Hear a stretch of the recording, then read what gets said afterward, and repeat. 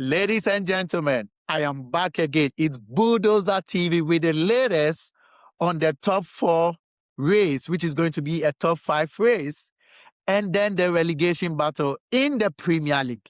Let's get it started. So the top 4 race, we all know Arsenal has won the league, so there is no point on yabbing and talking about Arsenal. They've won the league. Manchester City is not good enough. All the other teams are not good enough. Arsenal has been the only consistent team.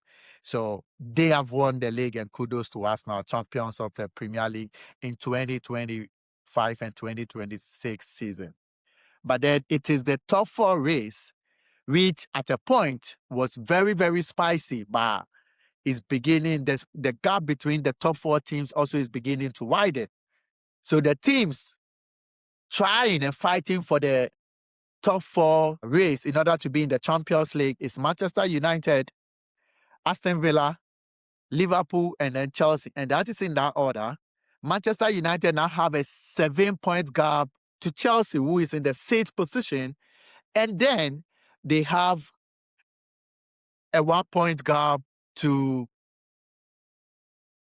Aston Villa, and also they have a 6-point gap to Liverpool.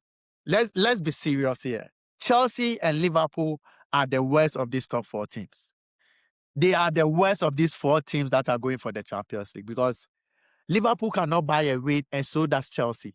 Chelsea have Liam Rosenroy in position as the head coach, and Liverpool have Hannes to add his team to play good football. They are boring to watch, just like Chelsea.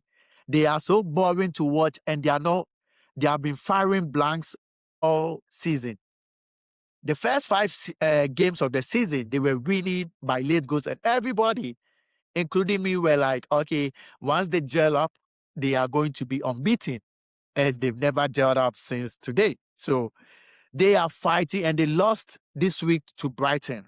Yeah, they lost to Brighton, and Chelsea lost terribly and horribly to Everton by 3-0. So now, in my opinion, I think Manchester United is already in the top 4 race, and they've already qualified. They've already qualified for the Champions League. Mathematically, they've not, but from what I'm seeing, they play 1 game a season. Their players are all fit, and therefore they've not played so many games compared to the likes of Chelsea, Liverpool, and then Aston Villa. So they are fresh and they are ready to go, and they still have their manager bounce. So Manchester United, let's call it a spade a spade. They've qualified for the Champions League. That is how what is going to be. But they are not really that good of a team. We cannot say they are good of a team. We cannot say they've transformed. When you watch them play, it's just they sit back and wait for their moments. So they wait for moment. They don't play any football that you'll be watching them say, wow, wow, wow. You don't see that.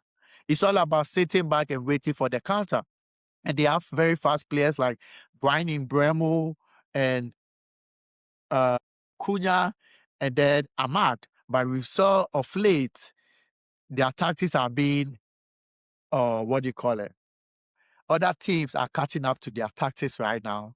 And whenever a team sits back and tries to counter them, Manchester United finds it difficult to break that team. So we know how Manchester United plays. We know they are well in the best position among these 4 teams to qualify for the Champions League. And I believe they've qualified for the I believe is the 5th position. That is the challenge. That is going to be Chelsea or Liverpool. Ekitike got injured, and Alexander Isak is injured throughout the season. So now Liverpool are going to play without a striker for most of the remaining of the last season.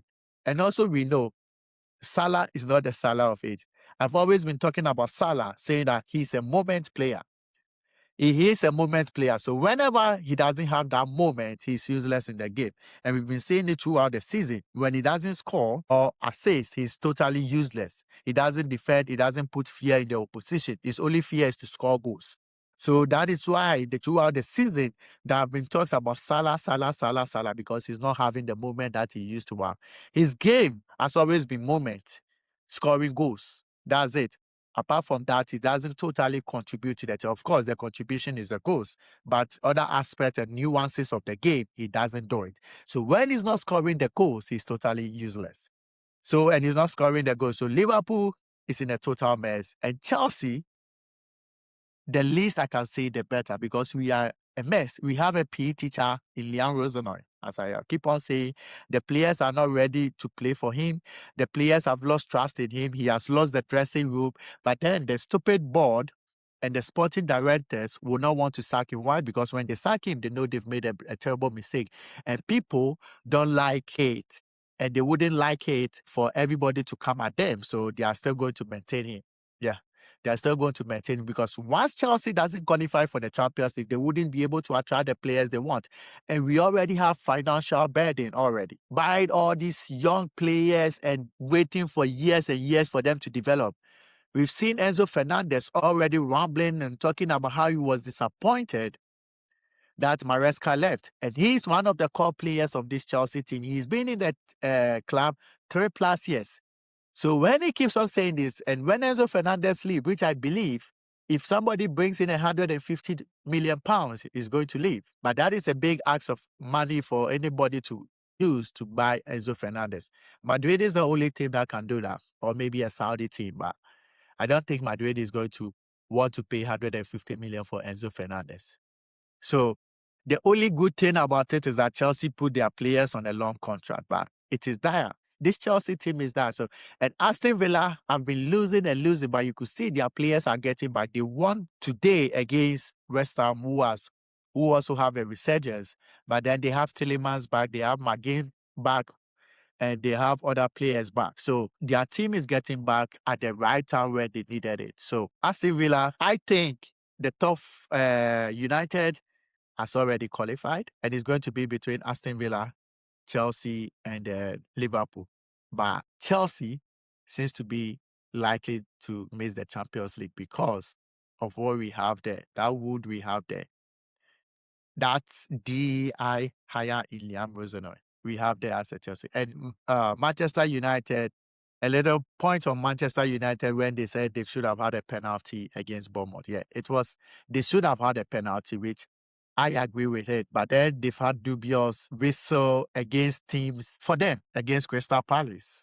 When it wasn't a penalty and a red card, they got a penalty and a red card against Arsenal when Maguire really caught the ball in his hand in the 18-yard, but it was a clear penalty. They didn't take it against Newcastle also. So, it goes, each team have their ups and downs. Each team get good refereeing decision, bad refereeing decision. So this was their turn. The referee was poor on that night for not giving Amad Diallo the penalty bar. It is what it is. It is football. And now let's go to the relegation battle. So, in my opinion, Tottenham is going to get relegated. The teams to be relegated are Wolves, Burnley, and then Tottenham Hotspur. And among these three teams, Tottenham are the worst. Let's be serious. Tottenham are the worst. 1 point in 15 games since he got Tudor. Tudor is to there. To there is to do. Tudor is to do. Came in. That is an abysmal appointment. And nobody here, he had no experience in the Premier League, but then he was appointed to do what? And now we know their players are coming back, but to lose. This was a 6-point game against Nottingham Forest, because you are fighting with Nottingham Forest not to get relegated. And then they come into your home and slap the hell out of you, destroyed you, make a mockery of you by beating you up without an answer. 3-0. That was shocking. That was really shocking. So I believe, and West Ham, although they lost to Aston Villa, we know they do have a resurgence. They do have fighters in Jared Bowen, Somerville, and the Disassis of the world. And these players are going to make sure that West Ham doesn't go down. But then we are going to see one of the iconic stadiums and beautiful stadiums in the Premier League, in the Championship next season, and that is going to be Tottenham Hotspur. They are going to get relegated, because when you look at their last 7 matches, the teams they are facing, man, they are going to face us, and I believe Chelsea will be the final, the nail to the coffin. Chelsea is going to relegate them. I believe that. That is the last but one league game, and I believe Chelsea is going to relegate them. So I believe West Ham, although they had a poor result today, are going to leapfrog Tottenham. And Tottenham, who currently sits 17th, when things were going wrong, people were like they were too good to go down. But now, reality has set in, And the fans know, they've already accepted it, that Tottenham is going to go down with Burnley and Wolverhampton. Wolverhampton is in top 4, honestly. It wouldn't even shock me if Wolverhampton surpasses Tottenham, but then they go together with Tottenham. Yeah, so that is the relegation tidbit and then the top 4 tidbits. It's Bulldozer TV. Until then, cheers.